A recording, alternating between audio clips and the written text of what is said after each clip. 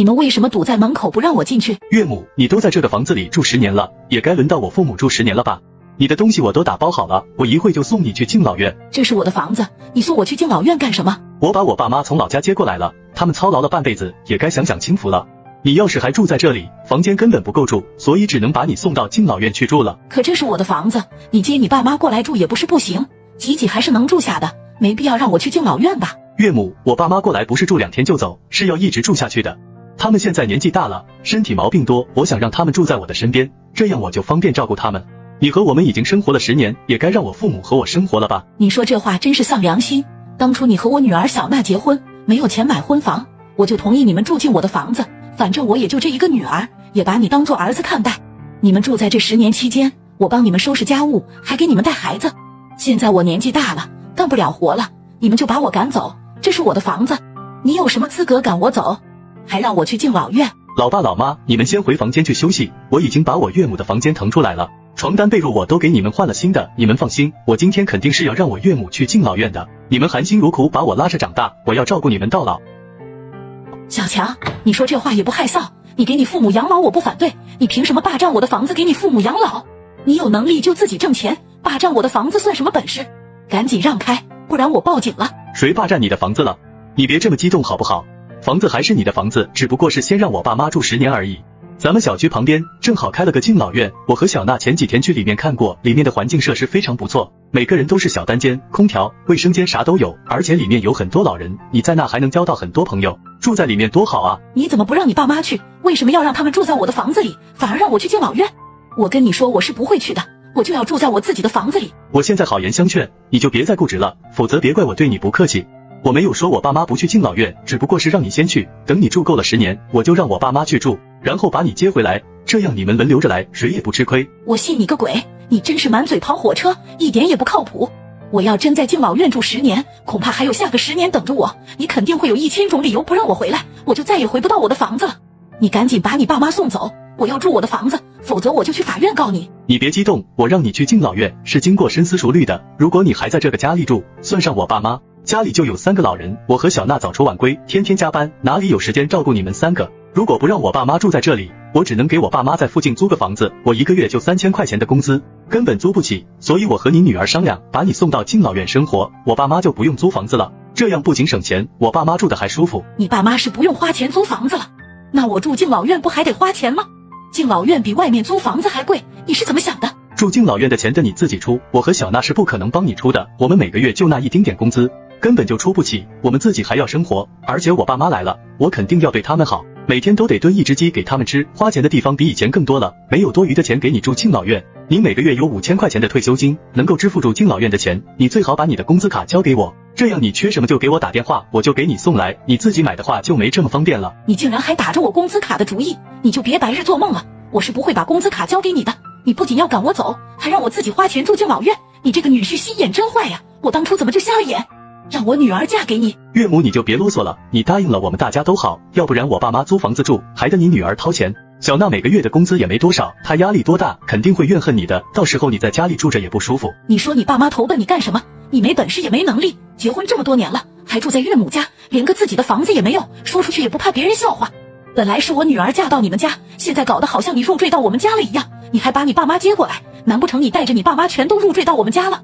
真是笑死人了。我爸妈又没惹你，你何必出口伤人呢？你要是不愿意去敬老院也行，你把你的存折拿出来给我，还有岳父的工伤赔偿金100万，让我去买套房子，我和小娜带着我爸妈搬到新房子去住，你就可以不用去敬老院了，还是住在这里。你想的真美，不仅惦记我的工资卡，还惦记小娜她爸的赔偿金。我告诉你，我1分钱也没有，我终于看清你的真面目了。你这么着急把我送到敬老院，就是想把我手里的钱全部套出来自己花，你这个白眼狼，你休想从我这得到1分钱，赶紧把我的房子还给我，这房子是我和你岳父的财产，房产证上也是写的我的名字，你不要想着霸占，再不带你爸妈走，我现在就报警，让警察把你爸妈抓走。你以为你说这些我就会害怕吗？你执意要报警的话，我劝你和小娜先通个气吧，让你去敬老院，是你女儿小娜出的主意，要抓也是先把你女儿抓走。再说了，小娜是你唯一的女儿，你最后不还是得把房子留给她吗？那也就相当于留给我了。说白了，这房子就是我的房子，我现在不让你住也正常，我得让我爸妈住，谁让我和你没有血缘关系呢？小强说完转身进了房子里面，并将房门反锁。岳母只能打电话给女儿小娜。女儿，我问你，小强父母过来了，你知道吧？他还让我去敬老院，让我把房子让出来给他父母住，这事你清楚吗？妈，你是说这件事啊？这是我让小强这么做的。我婆婆有心脏病，需要人一直在身边照顾，我和小强又不能回去，只能把他们接到身边一起住。这样的话，万一有什么突发情况，我们也能及时把我婆婆送到医院。小强是一个特别孝顺的孩子，我肯定不能阻止他孝顺自己的父母，但是他父母来了，房间就不够住了，所以我就想到了把你送到敬老院，这样的话什么问题都解决了。小强都知道孝顺自己的父母，你怎么就不知道孝顺自己的母亲呢？我一把屎一把尿把你拉扯大，你现在结婚成家了，就不要你妈了，是吗？都说嫁出去的姑娘泼出去的水，看来这句话一点不错。你爸因为工伤去世了，现在就留我一个老太婆，你现在还要把我赶到敬老院去，我怎么就养了你这个白眼狼啊？妈，这件事没你想的那么严重，小强给我说了，先让你一个人去敬老院住，你每个月的退休金这么高，根本花不完，去敬老院的费用绰绰有余，而且敬老院什么都有，环境也很好，老人也很多，你在那还能交到很多朋友，都有专门的工作人员给你送饭，你什么都不用操心，多好啊！况且他爸妈过来住只是暂时的，要是在外面租房子，那房租可不低，我可出不起，所以让你把房间让出来给小强的父母是最好的解决方式。你真是太让我伤心了，我把你拉扯大供你读书，你结婚后我还给你带孩子，你不孝顺我这个亲生母亲，处处都为你婆婆着想，你现在联合你老公要把我赶走，你的良心是被狗吃了吗？你们现在住的是我的房子，我不愿意走，谁也不能强迫我。妈，你真是糊涂呀，什么你的房子我的房子的，我是你唯一的女儿，等你100年之后，房子不还是要留给我吗？说到底，这还是我的房子，你要实在不想去敬老院也行，你把我爸的工伤赔偿金拿出来，给我和小强买个新房子，我和小强带着我公婆住新房，这样问题不就解决了吗？这钱不给你女儿花，还能给谁花？你这个丧良心的东西，我怎么就生了你这么个女儿？幸亏我没把这钱过早交到你手里，要不然你们早就把我扫地出门了。既然这个家容不下我，那我就走，有你们后悔的时候。母亲找了一个宾馆住下，然后决定把房子卖掉，直接找到房产中介，让中介以低于市场价20万的价格挂牌，同时也告诉中介买房的条件就是需要自己把住在房子里的人赶走。大姐，我的房子被我卖了，我现在无家可归了，我决定去投奔你。小妹，自你老公去世后，我就让你和我一起住，这样咱俩也有个伴。可你非要去给小奈看孩子，现在你终于同意过来了，太好了。别提小娜了，我以后再也没有这个女儿。母亲把小娜赶她去敬老院的事全部说了出来，真是让我太惊讶了。小娜是我从小看到大的孩子，我一直以为她是一个孝顺的女儿，没想到她竟然能够做出这样的事。我现在就打电话教训她，这也太没良心了。你千万别给她打电话，我已经做了决定，回头就让他们后悔莫及，要让她为她的不孝付出代价。我以后就和你住，我现在手里有他爸的工伤赔偿金，还有卖房子的钱，等我不在了，我就把这钱全给你。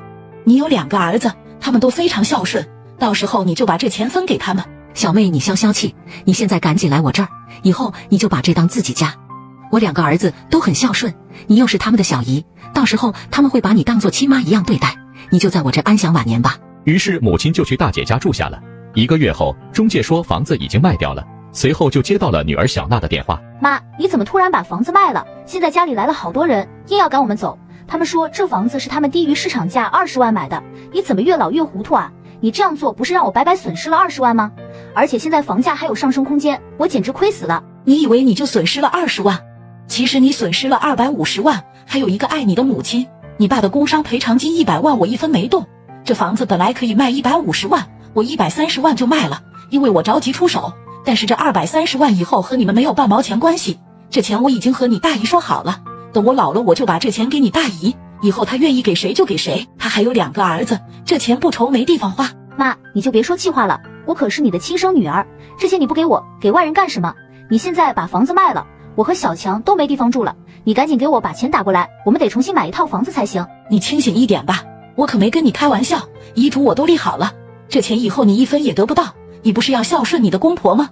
那你就好好孝顺他们吧，我没你这个女儿，以后你大姨家就是我的家。妈，我错了，我不管我公公婆婆了，我以后就好好孝顺你，你千万不能把钱给别人，要把钱留给我，我可是你女儿啊。我没有你这样的女儿，以后我们断绝母女关系。最终母亲把钱留给了大姐，小强和小娜因为没有了房子，只能租房子住。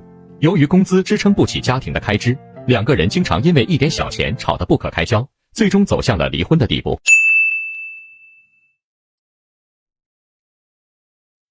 现在家里人口越来越多了，吃饭开销也越来越大，以后你们都要上交伙食费，我们婆媳轮着来做饭。老大媳妇，你有没有意见？没问题，这是应该的。既然大家吃住一起，也不能光让你和爸花钱。那你说我们两家每个月要给你多少生活费？老大两口子都有本事，每个月出6000，老二一家要养孩子就不给了。露露每天下班后就负责做晚饭和打扫卫生。妈，我没嫁进你们家之前，你们一大家子都吃喝一起，都没有交过生活费，怎么我一进门就要交钱？你既然这样安排，我以后就不在家里吃饭了，伙食费我也不给了。我工作忙，可没空天天给你们做饭。刘鑫，看你娶的好媳妇，进门第一天就跟我这个婆婆唱反调，这以后的日子还怎么过？我早就和你说过，太厉害的女人不能要。妈，露露说的没错啊，她不在家吃饭，你就能少做一个人的饭了，就不用那么累了。她在娘家也没有天天做饭的，你这要求确实有点过分了。当人媳妇了，怎么能和当大闺女的时候一样呢？妈，结婚之前你不是说要把露露当亲闺女对待吗？说她在娘家咋样，到了婆家依旧咋样，她都是照你的意思做的呀。以后你也不用做我的饭了，我跟我媳妇一起在外面吃。爸妈，我和刘星住在家里，还需不需要出住宿费啊？还有水电网费，这些要不要我们也出？家里这么大地方，出去住干什么？你们就安心在家住着，一家人住在一起，热热闹闹多好。说完，露露和刘鑫就回自己的房间休息了。真是气死我了，怎么会摊上这种不孝的儿媳妇啊？你哥也是白眼狼，处处向着他媳妇，真是娶了媳妇忘了娘。妈，你不用和他生气，大嫂不想做，我帮你做，你累了就休息。还是小芳你懂事孝顺，妈没有白疼你。明天我可得出去和老姐妹们唠唠嗑，让他们都知道我老王家门不幸娶回来一个恶儿媳。在房间里听到他们这样说，露露直接开门出去。妈，是不是我这耳朵出问题了？我咋听到你和弟妹在说我坏话呢？妈和弟妹一看就不是那种会在背后嚼别人舌根的长舌妇呀。我和你弟妹怎么会说你坏话呢？你就是听错了，我刚刚是在夸你呢。不信你问小芳。是吗？那妈你夸我什么呢？夸你聪明能干，很有本事，又会赚钱。可是我怎么隐约听到你说什么孝顺？难道是我听错了吗？还有说你孝顺懂事，是个难得的好儿媳，刘鑫能娶你是我家的福气。爸妈说我孝顺、聪明又能干，你觉得妈说的对吗？你妈说的对。爸妈，你们可真是世界上最好的公公婆婆了。明天我一定要在邻居面前炫耀一下我有对好公婆。第二天，大媳妇只要遇见一个邻居，就对她讲公婆如何夸她。不出半天，街坊邻居都知道了，他们婆媳关系相处很好。以后要是公婆出去说大媳妇不孝之类的话，那他们就是自己打自己脸。1个小时之内，你必须拿着机票出现在我面前。你要是敢忤逆我的意思，永远都别想再进这个家的门。妈，我爸爸出事了，我要赶紧回去，你能帮我带几天孩子吗？丽丽，我给你带孩子没问题，你爸爸怎么了？要不要紧呢？我爸住院了，我要赶回去照顾他，可是李伟不让我回去，还把我的钱都拿走了，我现在连路费都没有。你说什么？李伟怎么能做出这种大逆不道的事情啊？老丈人住院了，他理应和你一起回去才是。不必了，我自己一个人能行，只要你帮我带好孩子，我就心存感激了。如果不是昨天邻居看见我爸没出门，发现他晕倒在地，及时将他送往医院，否则后果不敢想象。真是谢天谢地，还好有这位好心的邻居及时发现。回去之后你可要好好感谢他呀。那边医生怎么说？情况严不严重？具体情况我也不太清楚，总之还要亲人去签字动手术，所以我才会这么心急。丽丽，你别担心，你父亲一定不会有事的。作为子女，你有责任和义务回去照顾。现在是你父亲最需要你的时候，我们一定会支持你，家里的一切你就放心吧。是啊，丽丽，你就放心吧。自从你嫁给我儿子后，我就一直把你当成自己的亲闺女。这次你爸生病住院，我也支持你的想法，你别顾虑太多。你父亲手术需要花多少钱，你知道吗？我还不知道，只是李伟把我的钱都管起来了，我现在身无分文，就算回去也没有办法支付医药费。现在是邻居帮忙垫付了8000。你的邻居真是有情有义，李伟太没人性了，我真为他感到羞愧。老婆子，赶紧拿5万块给儿媳妇，亲家公之礼要紧，可不能耽搁了。丽丽，你回去之后，先把邻居的账还上，一定要好好感谢人家。爸，你放心，我是个知恩图报的人，邻居的这份恩情我会报答他的，只是你们的钱我不能接受，这是我娘家的事，怎么能拖累你们呢？你这么说就是不把我们当自家人，卡里5万块，你先用着，不够你再和我们说，反正这钱留着将来也是给你们的。现在亲家公出事了，就先给你父亲付医疗费。爸妈，你们的好意我心领了，但是这些钱我不能要，这是你们二老的养老钱，我不能拿。难道我们的话你都不听了吗？让你拿着你就拿着。是啊，虽然这是我跟你爸的养老钱，但是你现在更需要这笔钱。亲家公现在有困难，我们不能袖手旁观，你就别推辞了。都是一家人，我们帮助你也是在帮我们自己，只有你们好好的，我跟你爸才能放心养老。可是这个钱我拿走了，你们的生活就会更加拮据，我也于心不忍呀。你别这么顾着了，看看现在都几点了，你爸还躺在病床上等你回去呢。你放心，我们老两口身体都很好，这笔钱暂时也用不到，将来我们真老了，不是还有你们吗？就是你现在不想要这个钱，难道是打算以后不管我跟你公公了吗？妈，我不是这个意思，你们老了以后，我肯定会好好孝顺你们的。既然如此，那你现在花我们的钱有什么不安的呢？你就别犹豫了，拿着钱赶紧去照顾你父亲，家里的一切你都不要担心，孩子我会照顾得很好，吉人自有天相，你父亲一定不会有事的。你婆婆说的没错，我们都是一家人，就应该互相帮助。现在我们家的条件也还不错，还是有能力帮你父亲度过这个难关的。当你父亲住院后，你就把他介绍给李来住，我们彼此可以分走你，将来你可以好好照顾你爸，就不用来回奔波了。老公，你这个主意太好了，我以前怎么就没想到呢？咱们家正好有个书房没用，回头我就把那个房间收拾出来，将来给亲家住。爸妈，谢谢你们，我能有你们这样的好公婆，真是我上辈子修来的福气。你们不嫌弃我是单亲家庭的孩子，对我就像亲闺女一样，以后我一定会好好孝顺你们的。你这孩子说什么傻话呢？你这样就太见外了。是啊，既然你做了我家的儿媳妇，我们就不会让你受任何委屈。今天是李伟不在在先，那我们有一听一套的说法，我现在就给李伟打电话。李伟，丽丽的父亲生病了，你作为女婿不但不去帮忙，还把他的钱管了起来，这是一个大男人的所为吧？夫妻同心，其利断金，人家现在有难，你作为丈夫就应该义无反顾。结果你反而给人家制造麻烦，我现在命令你马上去订2张机票，然后陪丽丽一起回去。爸，你在说什么呀？1000多公里路太远了，他要回去就自己回去，凭什么要我跟他一起去？我可没这个闲工夫，我还有工作呢。听你的意思是，工作比妻子还重要，是吗？既然如此，你当初直接娶工作当媳妇就好了，为什么要连累丽丽呢？路程远点怎么了？丽丽都可以嫁过来，你为什么就不能过去？既然如此，你当初何必去招惹人家？你不要说的这么难听，我是真的忙，走不开。再忙再重要的是，能有你老丈人的生命重要吗？我看你是越来越不像话了，老丈人住院了，你都不去看一眼，你还有没有良心啊？我要是跟他去了，2个人来回可要花不少钱，你就不心疼这个钱吗？我怎么生的？你这么个没出息的玩意，难道亲情还比不上你手里的那几个臭钱吗？你老丈人现在生病住院了，你不去看也就罢了，儿媳妇请回去，你还要瞒着不给他钱，孰是孰非你还理不清吗？我也不想跟你废话，马上给我订2张机票，然后带着丽丽一起回去，别让我说第2遍，1个小时之内你必须拿着机票出现在我面前。你要是敢忤逆我的意思，那你永远都别想再进这个家的门。爸，李伟不情愿，你们就不要勉强他了。这不是他情不情愿的问题，他作为女婿，这个时候理应在跟前照顾。你父亲就你一个女儿，有些事情还是需要李伟去做比较好。你一个人怎么照顾你爸？是啊，多一个人也有个照应。可是我们都走了，那你们怎么办？你们要带孩子，还要做家务，这怎么吃得消呢？我一个人回去也行的。你也太小看我了吧？我们活了这把年纪，难道连一个小家也管不好吗？你就安心回去吧。都不用说了，你现在抓紧时间收拾东西回去吧。就这样，在公婆的安排下，夫妻俩很快就坐上了回娘家的飞机。你身边也有这样明事理的公婆吗？一个是生下我就抛弃我有权有势的母亲，一个是全心全意爱我照顾我的农村继母。应该谁来参加我的婚礼？婷婷，下个月你就要和李伟结婚了，以后我儿子的生活就交给你了。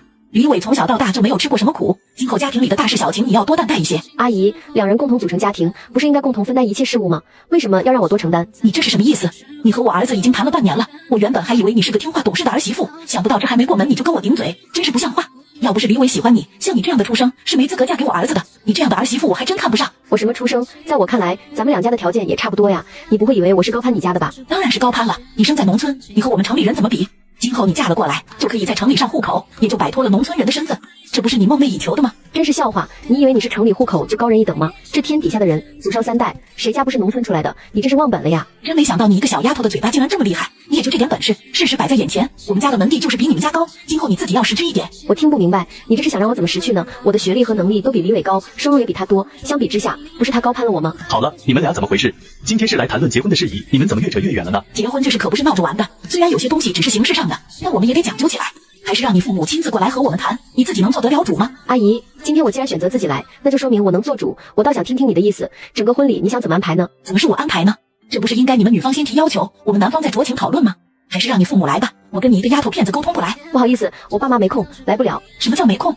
亲闺女结婚，他们当父母的居然敢说没空，这是哪门子的父母？我先将我家里的一些情况如实告诉你们吧。其实我爸结过2次婚，我亲妈在我2岁的时候他们就离婚了，去了另外一个城市。听说他自主创业，生意做得很不错。自从他离开后，就再也没有回来看过我。我自幼跟着我爸生活，吃了很多苦，挨饿受冻是家常便饭。在我5岁那年，我爸又结婚了，我的继母让我体会到了暖暖的母爱。在接下来的20多年间，快乐无忧的成长。自从他来我家，全心全意的带我、照顾我，我再也没有挨饿受冻过。在我心里，继母才是我真正的母亲。相较于自己亲妈，继母为我付出的太多了。她没有为自己生过孩子，把所有的爱都给了我。我在心里暗暗发誓，一定要对继母好，对她尽孝，为她养老送终。所以这次的婚礼上台环节，我一定要我继母上去的。你说什么？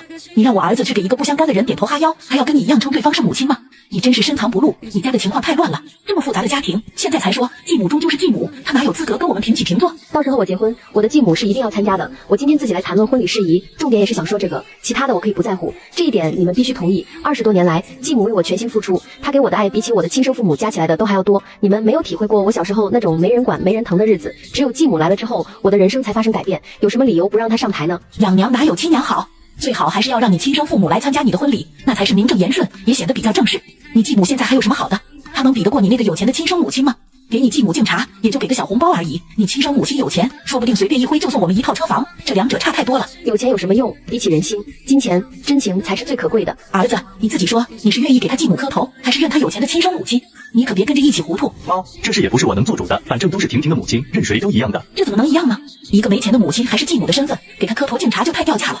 为了你们将来的日子好过，我坚持要求让你的亲生母亲上台。对于未来婆婆的说法，婷婷没有反驳，她知道今天是谈不好的，于是找个理由就离开了。在婷婷心里，她是打定主意一定要让继母参加婚礼的。几天后，未婚夫突然带婷婷去看房子。婷婷，你看这套房子怎么样？不管是地段、楼层还是格局，都是百里挑一的。这可是咱妈特意为我们准备的婚房，你喜欢吗？李伟，你们不是说现在没条件买房吗？怎么又突然买上了？难道你母亲又改变了心意？你先说说这套房子你到底喜不喜欢？要是哪里还有不满意的，我马上给你换，一定让你满意。你今天葫芦里到底卖的什么药？这房子是谁的呀？怎么能随便给我们当婚房呢？不会是你租的吧？你可真会说笑，这个地段的房子非富即贵，哪有租出去的道理呢？我不是跟你说了吗？这是咱妈特意为我们准备的婚房，是属于我们俩的，你不高兴吗？你口口声声说这是咱妈给我们准备的婚房，请问你口中的妈妈指的是谁？就凭你我两家的条件，即便是砸锅卖铁也买不起这个房子吧？我说过了，我结婚的时候是一定要让我的继母出席的，其余的人我一概不认。婷婷，你何必这么执着呢？你为什么就不能让你的亲爸和亲妈来参加我们的婚礼呢？我妈说的对，亲生父母参加婚礼才是名正言顺的。我要跟你说多少遍，你才能清楚？亲妈抛弃我，我跟她没有感情；继母几十年如一日，待我如己出，我跟谁更亲？你还不懂吗？无论如何，我不能让爱我护我20多年的继母受委屈，她一定要坐到台上喝我们敬的茶。你说的也有道理，但是10月怀胎也是很辛苦的，你不能说你亲妈全无功劳吧？再说了，这种正式的场合本来就应该由亲生母亲出场的，又不是说人不在了，没办法。既然如此，那你就当她不在了吧。这话你怎么说得出口？反正我和我妈的想法是一样的，她毕竟是你的亲生母亲，参加咱们的婚礼名副其实。至于你的继母，咱们以后可以另外补偿她，你说呢？不说的容易，结婚只有一次，给继母敬茶就是向众人表明我的态度，这样的机会难不成还有第二次吗？还是说你想办2次婚礼，一次请一个妈上台？那倒也不能办2次婚礼，我不想着她是你的亲妈吗？亲妈参加女儿的婚礼有什么错？你何必非要让一个后妈上台？什么亲妈后妈，在我眼里我就认继母这个妈，而你呢？我看是谁给你好处，你就认谁做妈。你跟我说实话，这套房子就是那个女人收买你的证据吧？不瞒你说，其实前段时间你亲妈就找过我了，她真的好有钱，光名下的店铺就有7、8家，将来即便她只给我们一个店铺，也够我们吃一辈子了。她说以前离开是迫不得已，如今你要结婚了，这个房子就是送你的结婚礼物，她就一个要求，能参加我们的婚礼。你说对于一个母亲如此诚恳的要求，我能拒绝她吗？毕竟她心里还是有你的，如若不然，她何必花大钱给你买这么好的房子呢？我就知道，要是没有好处，你的态度也不会转变这么快。可你不是我，你不知道我的感受。我5岁之前的日子，不是现在简简单单一套房子就能抵过的。生而不养就是罪过。我需要他的时候，他狠心丢下我，现在不需要了，不是他招招手给点钱就可以抚平伤痛的。如果因为他给了钱和房子，我就让他参加婚礼，那我跟他有何区别？在我继母面前，我又有何脸面对他？这对我继母太不公平了。你怎么这样固执？咱们现实点好吗？现在买一套新房最少要上百万，咱们2个要奋斗多少年才能买得起？现在你亲妈送你一套，你却不要，你是不是傻？我终于明白了，在你心里，面子比亲情更重要，钱财利益比你媳妇更重要。你和你的爸妈有什么区别？你装什么清高？我这样做还不是为了咱们结婚以后过得舒服一些。原本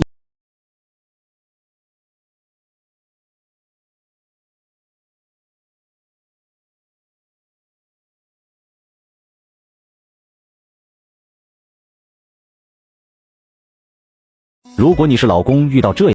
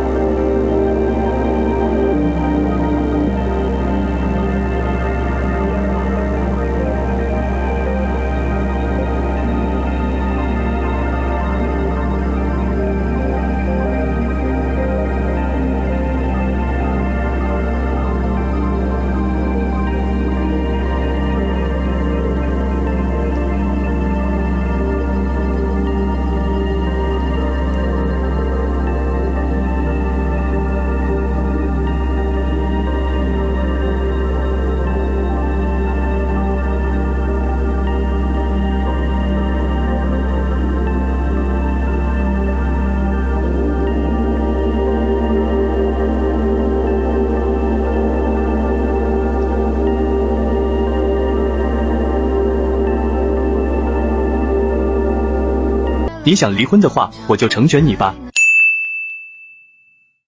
爸妈，你们怎么来了？女儿呀，天大的好消息，你弟媳妇怀孕了，咱们家终于有后了。真是恭喜弟弟他们，我真心为他们感到高兴。以后你们老两口就不用老是念叨了。哎，有些事你不知道，虽然说现在怀孕，但你弟媳妇提了个要求，爸妈没用，做不到她的要求，这个孩子估计保不住了。不至于吧？拿孩子开玩笑。妈，我听你这么一说，我就知道你肯定想找我帮忙。我说过，上次帮我弟出彩礼是最后一次帮他了。这次真是不开玩笑，你弟媳妇发话了，如果不给他买套房，他就要把肚子里的孩子打掉。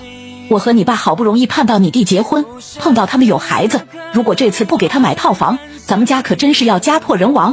我和你爸爸的经济实力根本就没有钱帮你弟弟买房，所以你就跑来找我，你该不会是要我把我这套房让给我弟弟吧？女儿，你真是聪明，反正你以后也要嫁，一个人占着那么大一套房子干什么？不如把它让给你弟弟。到底是我娶媳妇还是我弟娶媳妇？怎么他娶个媳妇做什么都要我掏钱？你这个要求实在是太过分了。弟弟读书我掏钱，弟弟谈恋爱我掏钱，弟弟买车我掏钱，就连弟弟结婚给彩礼也是我掏钱。合着你和爸爸把我当提款机了。大胆不孝女，你怎么能这么说话？我和你妈把你养这么大，就是为了让你能帮你弟弟，叫你掏钱，就是还把你当一家人，别给脸不要脸。这句话我送给你，我都差不多30岁了，谈了2、3个男朋友，你们都不满意，非得要5、60万的彩礼，非得要人家家产过100万。我现在算是弄明白了，为什么对我的婚事一点都不着急，你们两口子就没打算让我嫁，就这么拖着我，让我一直帮助弟弟。这次还想要我的房，以后生完小孩读书，是不是还要我掏钱？你就放心好了，只要你把房子过户给你弟，等你弟媳妇生完小孩，你的侄子以后肯定会孝敬你，享不尽的荣华富贵。你可真会洗脑，自己生的都不一定会孝顺，更何况隔着肚皮别人生的孩子。这房子是我这么多年积攒下来买的，无论怎么说我都不会让出去的。3天不打上房揭瓦，你一个女的要什么房？反正以后嫁了婆家会给你准备的。你弟媳妇都发话了，要是不把房子交出来，他就把肚子里的孩子打掉。你就不能站在父母的角度来想一想这件事情呢？做人千万不要这么自私。我和你妈都在家里务农，哪来的钱给你弟买房？关我什么事？我帮的已经够多了，做的事情也对得起你们，也对得起弟弟。要是把房子给了他，我就真正的一无所有了。他都毕业7、8年了，整天还在村里游手好闲，这么多年另是1毛钱没挣到，我一个人还要养着你们3个人，整天想着发到财。我要嫁出去，不同意，非得要求人家有房有车有存款，还得要5、60万的彩礼。你真当我是绝世美人呀？要求这么高？要求高点怎么了？要是你嫁个穷鬼，以后还怎么帮助家里？我和你妈和你弟弟不用吃饭了，这点彩礼都算少。你就打着这个如意算盘，打算一辈子把我握在手里，打算一辈子让我为你们3个做牛做马。你是我的女儿，我对你有养育之恩，你报答我也是应该的。你挣的所有钱，包括房子都应该交给我。你弟媳妇现在怀孕，哭着闹着要一套房子，她身上可背负着帮咱们家传宗接代的重任，你赶紧把手续办一下，把房子转让给你弟弟。绝对不可能，爸爸妈妈，你们不要逼我，这套房子是靠我自己努力用钱买的，我不可能把它送给弟弟。好你个不孝女，真是白养你了，这么多年含辛茹苦的把你养大，连这点小事都不肯帮忙，早知道当初把你扔了，这房子你给也得给，不给也得给。你要是不答应这事，以后你也不要回家了，我和你妈也不会再认你这个女儿，你还是把房子交出来吧。你又不是没能力再买一套，只要你好好工作，3、5年内完全可以再买一套，没有必要为了一套房子和自己的亲生父母断绝关系，让别人知道名声也不好听。我一次一次的忍让，一次一次的付出，得到的却是你们变本加厉的剥削。这次我半步都不退，不准回家也可以，断绝关系也行，反正这件事我绝对不可能答应，要怎么做随便你们。好你个不孝女，你真是要气死爸爸。对于父母如此无理的要求，女儿选择了拒绝。你们觉得女儿做得对吗？